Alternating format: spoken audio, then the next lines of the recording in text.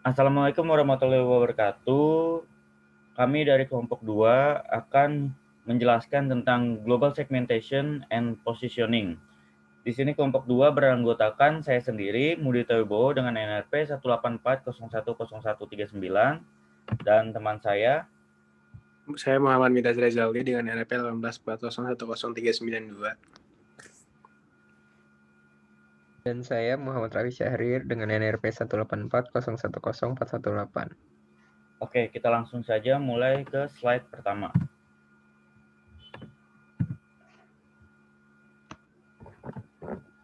Suatu organisasi yang beroperasi dalam suatu pasar global sudah dipastikan menyadari apakah itu pasar konsumsi, pasar penyalur, atau pasar pemerintah, yang mana bahwa pada hakikatnya ia tidak dapat melayani seluruh pelanggan di dalam pasar tersebut. Alasan utamanya sendiri ialah karena pelanggan terlalu banyak, berpencar-pencar, beraneka ragam, dalam permintaan serta tuntutan penjualannya. Lalu pemasaran strategis modern dapat dijelaskan sebagai pemasaran STP, yaitu adalah segmenting, targeting, and positioning. Namun para penjual tidak selalu harus berpegang pada pandangan ini. Jadi dalam strategis pemasaran global, mereka sering melewati 3 tahap berikut. Yang pertama adalah pemasaran massal atau mass marketing. Yang kedua adalah pemasaran aneka produk atau product variety marketing. Dan yang ketiga adalah pemasaran sasaran atau target marketing. Lalu pemasaran sasaran sendiri memerlukan 3 langkah, yaitu yang pertama adalah segmentasi pasar atau segmenting. Apa itu segmenting? Segmenting adalah tindakan membagi suatu pasar menjadi kelompok-kelompok pembeli yang berbeda-beda yang mungkin membutuhkan produk-produk dan atau kombinasi pemasaran yang terpisah. Lalu yang kedua adalah penentuan pasar sasaran atau targeting, yaitu suatu tindakan mengevaluasi keaktifan daya tarik setiap segmen pasar dan memilih salah satu atau lebih dari segmen pasar tersebut untuk dimasuki. Dan yang ketiga adalah penempatan produk atau positioning, yaitu tindakan untuk menempatkan posisi bersaing produk dan bauran pemasaran yang tepat pada setiap pasar pasar sasar. Lalu di sini ada pengertian segmentasi. Segmentasi adalah proses mengklasifikasikan pasar yang heterogen ke dalam kelompok-kelompok konsumen potensial yang memiliki kesamaan kebutuhan dan atau kesamaan karakter yang memiliki respon yang sama dalam membelanjakan uangnya. Lalu untuk pengertian segmentasi global sendiri adalah menurut Theodore Levitt, segmentasi global ialah suatu proses di mana konsumen di negara yang berbeda dan semakin mencari sesuatu yang lebih variatif. Dan karena itu timbul segmen baru yang sama dan yang ada di pasar dunia. Dan untuk selanjutnya akan dibacakan oleh teman saya, Muhammad Miras Rezaldi.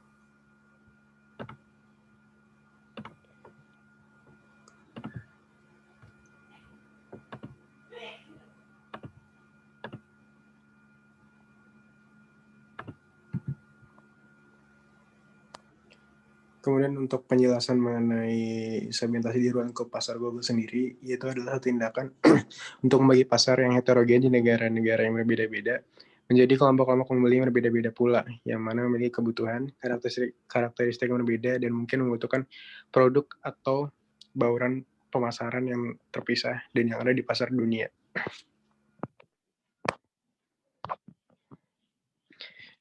Kemudian slide selanjutnya. Dalam segmentasi juga terdapat manfaat-manfaatnya.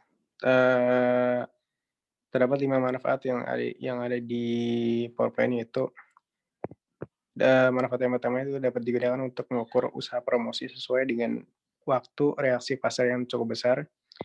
Yang selanjutnya adalah manfaatnya dapat mengarahkan dana promosi yang tersedia melalui media yang tepat bagi segmen yang dapat diperkirakan akan menghasilkan keuntungan yang lebih luas nantinya. Yang selanjutnya kemudian dapat mendesain produk yang benar-benar sesuai dengan permintaan pasar. Kemudian perusahaan juga dapat mendeteksi secara dini mengenai kecenderungan dalam pasar yang senantiasa berubah. Kemudian slide selanjutnya.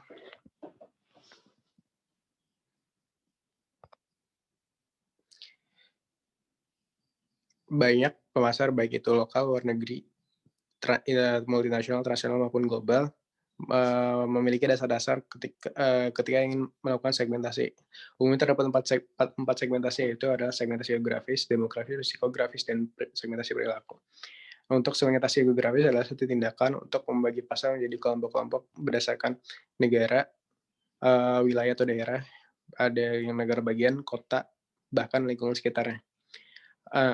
Contohnya, seorang pemasar global ingin memasarkan produknya di benua Amerika. Benua Amerika sendiri terbagi menjadi 3 wilayah, yaitu wilayah Amerika Utara, Amerika Tengah, dan Amerika Selatan. Kemudian pemasar global tersebut ingin memfokuskan lagi di Amerika, salah satu negara di Amerika Utara yaitu Amerika Serikat. Dan benar-benar ingin memfokuskan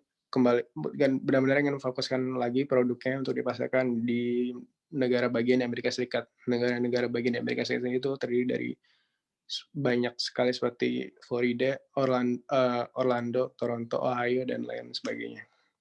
Kemudian dari segmentasi menjadi kota dan bahkan lingkungan sekitarnya. Kemudian untuk segmentasi geografis adalah tindakan untuk membagi pasar menjadi kelompok-kelompok berdasarkan variabel-variabel demografis seperti usia dan taraf siklus hidup, jenis kelamin, pendapatan, pekerjaan, agama, ras, generasi, kebangsaan, dan kelas sosial. Oh ya, untuk salah satu implementasi dari variabel segmentasi geografis itu seperti usia dan taraf siklus hidup. Para pemasar global sudah tahu bagaimana keinginan dan juga kemampuan pembeli itu berubah seiring berjalannya usia, seperti salah satu merek pasta gigi itu Colgate yang menawarkan menawarkan 3 macam lini produknya, yaitu untuk kalangan usia anak-anak, orang dewasa, dan konsumen berusia lanjut manula yang menjadi pasar sasarannya. Kemudian salah satu produk kebutuhan bayi yaitu produk popok Pampers yang membagi lini produknya menjadi 3 macam. Menjadi prenatal, yaitu bayi baru lahir 0 sampai 5 bulan, bayi usia 6 sampai 12 bulan, batita usia 13 sampai 23 bulan, dan usia prasekolah yaitu berusia lebih dari 24 bulan atau 2 tahun. Kemudian untuk variabel jenis kelamin, pada hakikatnya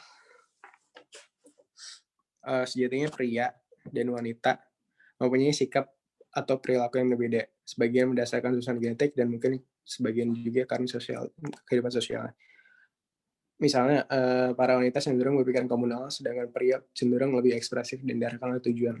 Dan untuk lebih kesukaan untuk prefer terhadap sebuah produk atau ingin lebih suka terhadap sebelum membeli dan menggunakan produk, sebagian besar para pria cenderung untuk membaca informasi sebuah produk tersebut sebelum membeli dan menggunakannya. Sedangkan para wanita lebih kepada berhubungan dengan produk yang ada di tingkat lebih pribadi dan banyak hal-hal yang harus kita lakukan sebelum membeli dan menggunakan produk. Kemudian ada segmentasi psikografis yang mana adalah satu tindakan untuk membagi pasar menjadi kelompok-kelompok yang berbeda berdasarkan sifat psikologis atau kepribadiannya, kelas sosial, gaya hidup, dan niat dan nilai. Kemudian seperti kelas sosial itu kan ada 3 kalangan atas, menengah, dan kalangan bawah. Ambil contoh seperti kalangan atas itu kan terdiri dari kaum bourgeois dan konglomerat. Seperti mereka memiliki habit ketika sudah memiliki barang superior, mereka selalu rakus membeli dengan banyak kuantitasnya dan memiliki sikap suka pamer setelah membelinya. Kemudian terdapat segmentasi perilaku, yaitu dalam segmentasi perilaku sendiri pemasar membagi pembeli menjadi beberapa kelompok berdasarkan pengetahuan, sikap penggunaan, atau respon terhadap sebuah produk. Kemudian slide selanjutnya. Targeting marketing atau sasaran pasar adalah suatu tindakan untuk mengevaluasi keaktifan daya tarik setiap segmen yang ada dalam pasar dan memilih salah satu segmen mana yang harus dimasuki. Dan kemudian setelah perusahaan memiliki segmen pasar yang akan dimasuki, hal selanjutnya yang dilakukan adalah menentukan target pasar atau pasar sasaran. Selanjutnya itu terdapat pola-pola dalam menentukan pasar global. Sebelum menentukan pasar global, terdapat 5 pola targeting, yaitu yang pertama adalah konsentrasi terhadap pasar tunggal. Maksudnya adalah konsentrasi ketika perusahaan dapat memilih satu segmen saja. Yang kedua adalah spesialisasi terpilih, yaitu perusahaan menyeleksi beberapa segmen dari segmentasi yang tadi psikografis, demografis, geografis, dan perilaku. Kemudian ada spesialisasi produk. Spesialisasi produk adalah di mana ketika perusahaan berkonsentrasi membuat produk khusus atau tertentu. Yang keempat adalah spesialisasi pasar, di mana ketika pola perusahaan dalam konsentrasi melayani beberapa kebutuhan dalam kelompok tertentu. Di antaranya adalah full market coverage. Full market coverage sendiri artinya adalah jangkauan pasar secara penuh. Jangkauan pasar secara penuh sendiri adalah suatu keadaan di mana perusahaan berusaha melayani semua kelompok dengan produk yang dibutuhkan. Nah, untuk full market coverage sendiri ini dibagi lagi menjadi dua, yaitu differentiated coverage dan differentiated coverage, yaitu pada pemasaran yang serba berbeda. Dan yang kedua undifferentiated coverage, yaitu pemasaran yang serba sama. Baik, slide selanjutnya akan dijelaskan oleh rekan kami, yaitu Raffi. Ya, lanjut dari saya, pengertian dari pemposisian atau positioning pasar global. Positioning sendiri merupakan proses mengatur produk untuk menempati tempat yang jelas, khas, dan diinginkan relatif terhadap produk yang bersaing dalam benak pelanggan sasaran. Hal pertama yang diperlukan yaitu adalah rencana pada posisi apa yang ingin dicapai dengan produk yang dipasarkan di benak pelanggan sasaran. Selanjutnya, rumusan positioning yang dikemukakan oleh Kena 1985. Menjelaskan perusahaan sewaktu-waktu akan melakukan positioning produk perlu mempertimbangkan 4 hal kunci utama yang disebut dengan the golden rule of product. Adapun uraiannya sebagai berikut. Yang pertama, perusahaan perlu mengikuti tren dan dinamika pasar seperti tren teknologi, persaingan, sosial, dan ekonomi. Yang kedua adalah perusahaan harus memfokuskan pada posisi teknologi dan quality. Ketiga, perusahaan harus mentargetkan produknya pada segmen pasar tertentu, misalkan pada segmen masyarakat atas, menengah, ataupun bawah. Sementara yang keempat adalah perusahaan harus mau bereksperimen dengan tipe produk baru, kemudian memperhatikan reaksi terhadap pasar tersebut. Positioning produk yang dapat dilakukan pemasar dapat memasarkan produk kepada konsumen yang dituju. Antara lain, ada 7. 1. Penentuan posisi menurut atribut. Dan kedua ada penentuan posisi menurut manfaat. Ketiga, penentuan posisi menurut penggunaan atau penerapan. Keempat, ada penentuan posisi menurut pemakai. Kelima, penentuan posisi menurut pesaing. Keenam, ada penentuan posisi menurut kategori dan produk. Dan 7, penentuan posisi harga atau quality barang tersebut. Jadi pernyataan positioning. Pernyataan positioning itu ada 3, keunggulan. Segi-segi keunggulan produk yang dipasarkan terhadap pesaing. Yang kedua ada solusi. Solusi di sini diartikan bahwa produk dapat mengatasi masalah yang dihadapi konsumen. Dan ketiga ada atribut. Kumpulan atribut yang menguntungkan konsumen.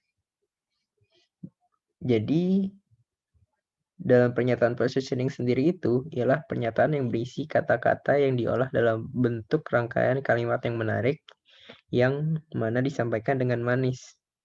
Kata-kata itu adalah singkat, positioning ratio, jelas dan tegas.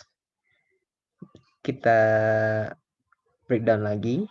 Singkat itu yaitu pernyataan harus cukup singkat, mudah diulang-ulang dalam iklan atau dalam bentuk promosi lainnya, dan harus memiliki dalam yang kuat di sasaran pasar. Dan 2, positioning ratio, yaitu pernyataan yang merupakan perbandingan antara klaim yang unik dan bukti-bukti yang mendukung.